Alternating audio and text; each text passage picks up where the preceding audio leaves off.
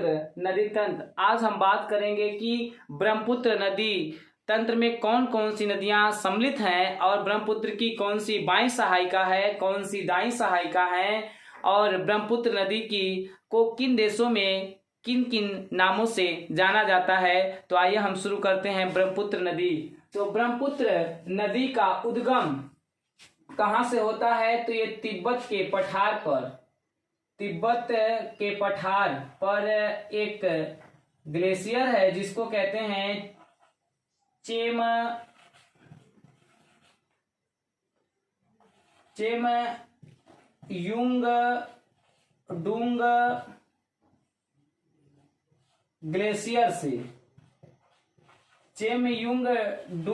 Glacier से ब्रह्मपुत्र नदी का उद्गम होता है और ये ग्लेशियर से निकलकर तिब्बत के पठार पर प्रवाहित होते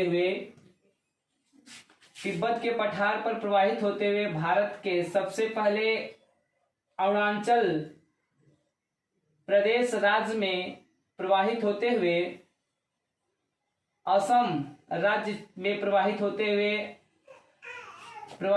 असम से बांग्लादेश में प्रवाहित होते बंगाल की खाड़ी में गिरती है।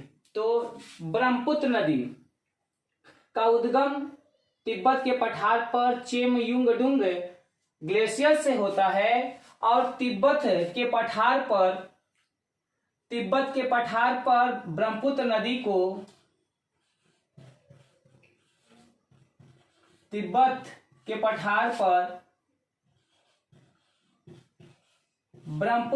को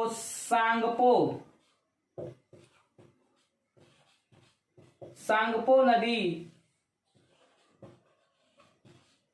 के नाम से जानते हैं। या तिब्बत के पठार पर ब्रह्मपुत्र नदी किस नाम से प्रवाहित होती है? तो सांगपो नाम से प्रवाहित होती है और यह अरुणाचल प्रदेश में नामचा बरवा के निकट ब्रह्मपुत्र गाज का निर्माण करते हुए भारत में सबसे पहले किस राज्य क्षेत्र में प्रवाहित होती है? तो अरुणाचल प्रदेश में।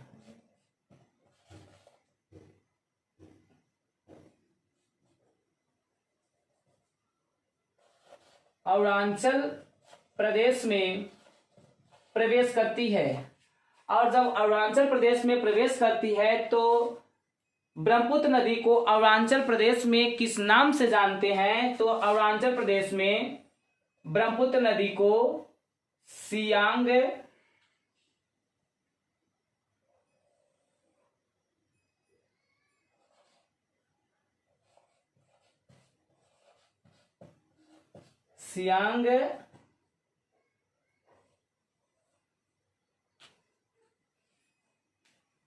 और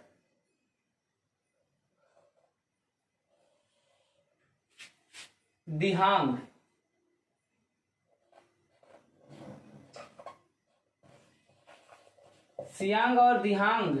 नाम से अरुणाचल प्रदेश में ब्रह्मपुत्र प्रवाहित होती है। लेकिन जब असम में ब्रह्मपुत्र में दो नदियां आकर मिलती हैं जिसमें एक का नाम है दिबांग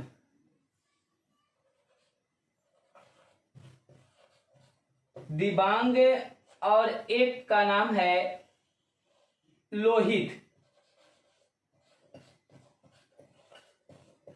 लोहित नदियां आकर मिलती हैं। तो इनके मिलने के बाद असम में तिब्बत पर सांगपो नाम से बहने वाली नदी को हम ब्रह्मपुत्र कहते हैं। ब्रह्मपुत्र कहते हैं असम में। और जब ब्रह्मपुत्र नदी बांग्लादेश में प्रवाहित होती है, बांग्लादेश में ये पूरा जो देख रहे हैं आप, ये जो देश है इस देश को हम कहते हैं बांग्लादेश। ये बांग्लादेश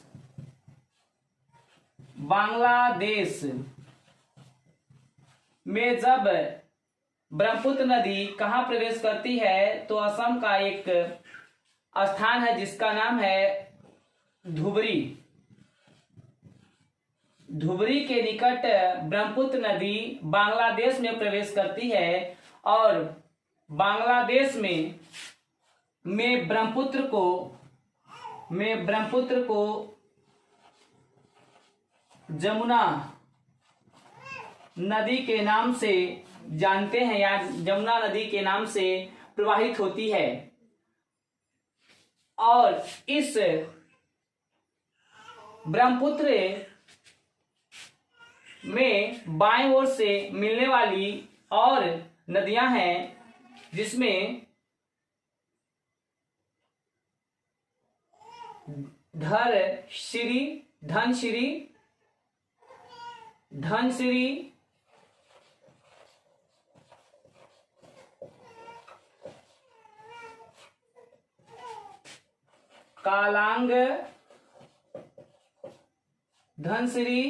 कालांग, और बूढ़ी दिहिंग।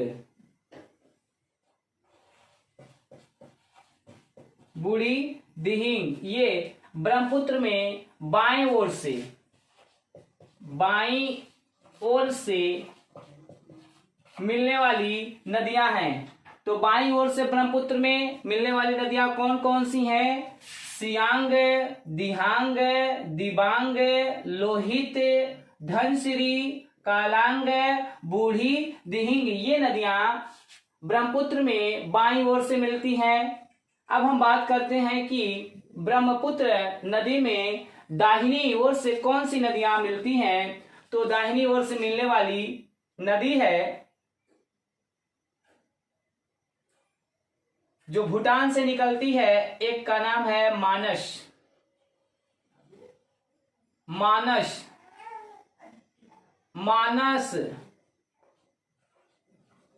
नदी। और भूटान से एक और आकर मिलती है जिसका नाम है कामेंग। और भूटान से एक और नदी आती है, ब्रह्मपुत्र में मिलती है, जिसका नाम है संकोश।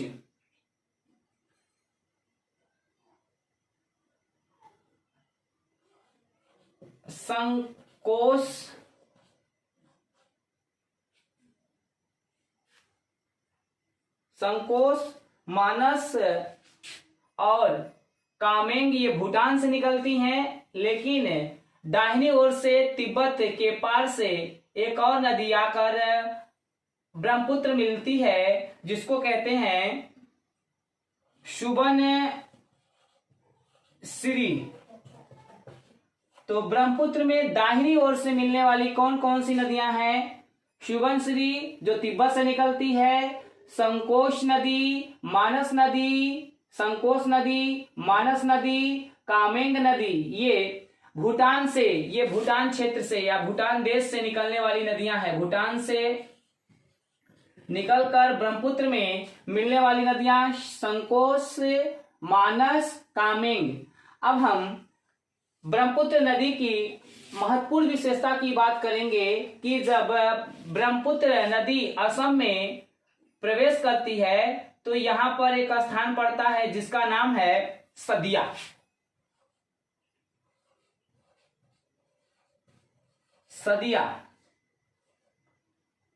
सदिया से प्रवाहित होते हुए धुबरी तक जब ये आती है तो इसके बाद ये बांग्लादेश में प्रवेश करती है। तो ब्रह्मपुत्र नदी असम में एक द्वीप का निर्माण करती है जिसको हम कहते हैं माजुली द्वीप। असम में ब्रह्मपुत्र नदी द्वारा एक द्वीप का निर्माण किया गया है, उस द्वीप को हम कहते हैं माजुली द्वीप।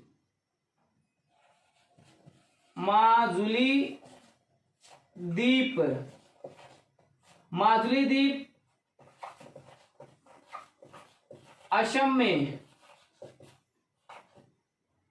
किस नदी द्वारा बनाया गया है, निर्मित किया गया है? ब्रह्मपुत्र नदी द्वारा, जो विश्व का सबसे बड़ा नदी द्वीप है। अगर पूछा जाए कि विश्व का सबसे बड़ा नदी द्वीप कौन सा है, तो माजुली द्वीप किस राज्य में है? असम राज्य में है। और किस नदी द्वारा बनाया गया है? ब्रह्मपुत्र नदी द्वारा बनाया गया है। और छोटे छोटे इस नदी मार्ग में और छोटे छोटे ऐसे द्वीप हैं।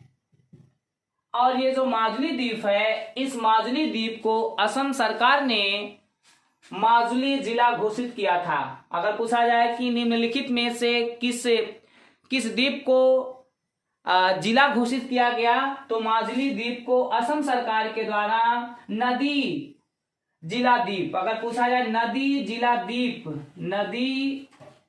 जिला द्वीप किसे घोषित किया गया, तो नदी जिला द्वीप माजुली को घोषित किया गया और असम सरकार द्वारा किया गया है। अब इसमें हम बात करेंगे कि जब ब्रह्मपुत्र बांग्लादेश में आती है, बांग्लादेश में इसको हम जमुना के नाम से जानते हैं, और जब इस बांग्लादेश में गंगा प्रवाहित होती है, तो गंगा को हम क्या कहते हैं? गंगा को बांग्लादेश में हम पद्मा कहते हैं। पद्मा, बांग्लादेश में गंगा को बांग्लादेश में क्या कहा जाता है? पद्मा कहा जाता है। और ये मणिपुर से एक और नदी निकलकर आकर इस जमुना में मिलती है, जिस नदी का नाम है बराक नदी। बराक नदी कहां से निकलती है? तो मणिपुर से निकलती है, और मणिपुर से निकलकर यह आकर जमुना में बांग्लादेश में मिलती है। तो बांग्लादेश में मिलती है, तो बराक, जमुना और पद्मा की संयुक्त धारा को हम क्या कहते हैं? मेघना कहते हैं। मेघना कहते हैं। और ये मेघना के नाम से बराक, जमुना और पद्मा तीनों की संयुक्त धारा किस नाम से बंगाल की खाड़ी में गिरती है? तो मेघना के नाम से बंगाल की खाड़ी में गिरती हैं। और जमुना में एक और नदी, जमुना की सहायक, ये जो सिक्किम है, सिक्किम से निकलकर आती है, जिसका नाम है तीस्ता। ये तीस्ता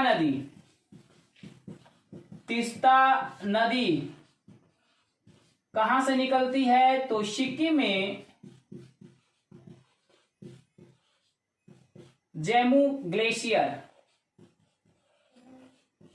ग्लेशियर से निकलती है, और बांग्लादेश में जमुना में मिलती है। और ये जो सदिया से धुबरी तक देखा जाए, तो सदिया से धुबरी तक भारत का राष्ट्रीय जलमार्ग का निर्माण ब्रह्मपुत्र नदी द्वारा किया गया है। सदिया से धुबरी तक राष्ट्रीय जल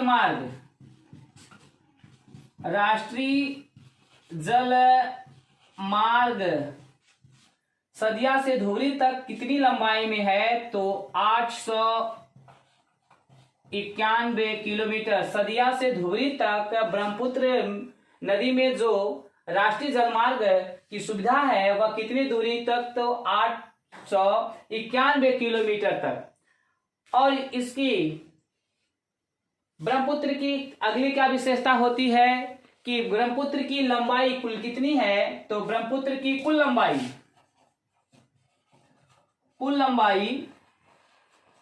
2900 किलोमीटर है। लेकिन ब्रह्मपुत्र भारत में कितनी दूरी तक प्रवाहित होती है? कितने दूरी में प्रवाहित होती है? तो भारत में ब्रह्मपुत्र नदी 916 किलोमीटर की लंबाई में प्रवाहित होती है।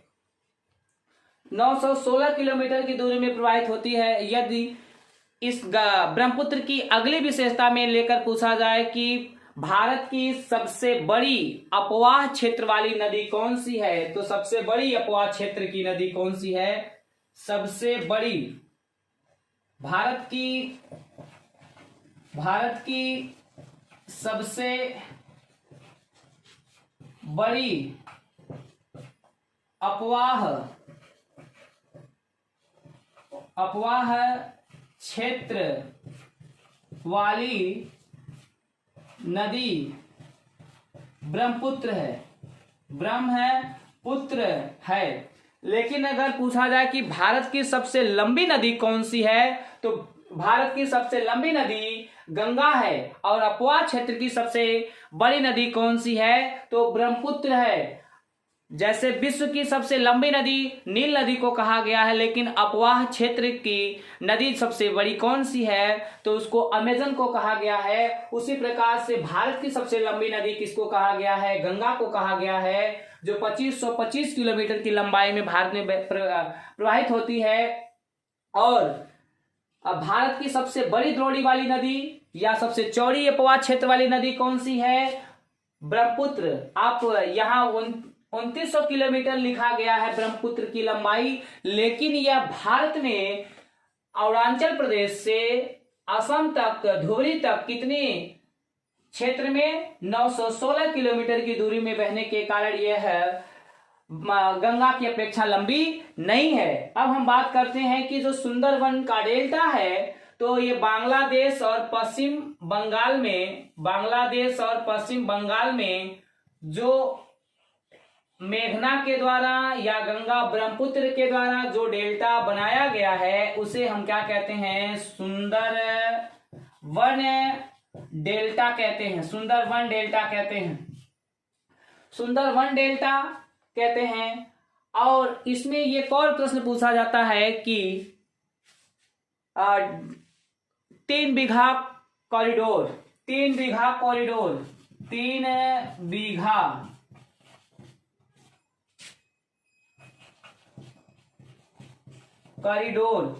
या 2.5 गज गलियारा, तो 3 बीघा कॉरिडोर या 2.5 गज गलियारा का संबंध किन दो देशों से है? तो भारत और बांग्लादेश के बीच 3 बीघा कॉरिडोर या 2.5 गज गलियारा से संबंधित है। 3 बीघा कॉरिडोर क्या है कि भारत और बांग्लादेश के बीच जो जमीन का विवाद था, उस जमीन के विवाद को बांग्लादेश और भारत के बीच जो अदला बदली का कार्य किया गया है, उसी क्षेत्र को क्या कहा गया है? 3 बीघा कॉरिडोर या 2.5 गज गलियारा के नाम से जानते हैं। तो फिर एक बार हम ब्रह्मपुत्र की प्रमुख विशेषताओं को हम एक बार फिर देख लेते हैं। गंगा नदी जो आपके परीक्षा में क्या प्रश्न बनते हैं, तो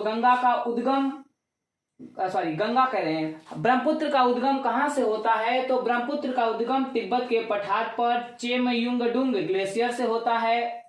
और यह तिब्बत के पठार पर किस नाम से प्रवाहित होती है, या तिब्बत के पठार पर ब्रह्मपुत्र को किस नाम से जाना जाता है? सांगपो नदी के नाम से जाना जाता है। और यह भारत के सबसे पहले किस राज्य क्षेत्र में प्रवेश करती है? तो ब्रह्मपुत्र नदी भारत के सबसे पहले अरुणाचल प्रदेश में प्रवेश करती है। और जब अरुणाचल प्रदेश में प्रवेश करती है, तो अरुणाचल प्रदेश में यह ब्रह्मपुत्र या सांगपो किस नाम से प्रवाहित होती है? तो सियांग और दिहांग के नाम से प्रवाहित होती है। लेकिन जब इसमें असम सदिया के निकट ब्रह्मपुत्र नदी में लोहित और दिबांग नदियां आकर मिलती हैं, तो इस नदी को हम क्या असम में ब्रह्मपुत्र नदी के नाम से जानते हैं। जब ब्रह्मपुत्र नदी असम में विश्व का सबसे बड़ा नदी द्वीप का निर्माण की है, जिसको हम कहते हैं माजुली द्वीप। पूछा जाता है माजुली द्वीप जो किस राज्य में है? असम राज्य में है। किस नदी द्वारा निर्मित किया गया है? ब्रह्मपुत्र नदी द्वारा निर्मित है। माजुली द्वीप को असम सरकार ने माजुली नदी जिला घोषित किया है। और जब ब्रह्मपुत्र नदी बांग्लादेश में प्रवाहित होती है, तो इसको हम क्या कहते हैं? बांग्लादेश में हम इसको जमुना के नाम से जानते हैं। और जमुना में जब एक बराक नदी और पद्मा, गंगा को हम बांग्लादेश में पद्मा कहते हैं। जब तीनों का संगम होता है, बराक, जमुना और पद्मा का जब संगम होता है तो तीनों की संयुक्त धारा को हम क्या कहते हैं? मेघना कहते हैं। और मेघना नाम से ब्रह्मपुत्र नदी क्या करती है? बंगाल की खाड़ी में गिरती है। और भारत में यह कितने दूरी तक बहती है? तो 916 किलोमीटर की दूरी में बहती है। और भारत की सबसे लंबी अपवाह क्षेत्र वाली नदी कौन सी है? तो ब्रह्मपुत्र नदी है। और ब्रह्मपुत्र नदी में कौन से बाएं ओर से आकर नदी मिलती है, कौन से दाहिनी ओर से आकर मिलती है? तो बाईं ओर से आकर मिलने वाली बाईं सहायिका में सियांग, दिहांग और दिबांग, लोहित, धनश्री, कलांग, बूढ़ी दिहांग। और दाहिने ओर से आकर मिलने वाली नदियों में सुबनश्री जो तिब्बत के पठार से आती है, और संकोश भूटान से, मानस भी भूटान से, और कामेंग भूटान से आकर मिलती हैं। अब इसके बाद हम जल्द ही आपको प्रायद्वीपीय तंत्र की नदियों का अगले वीडियो में प्रश्न देंगे। Thank you.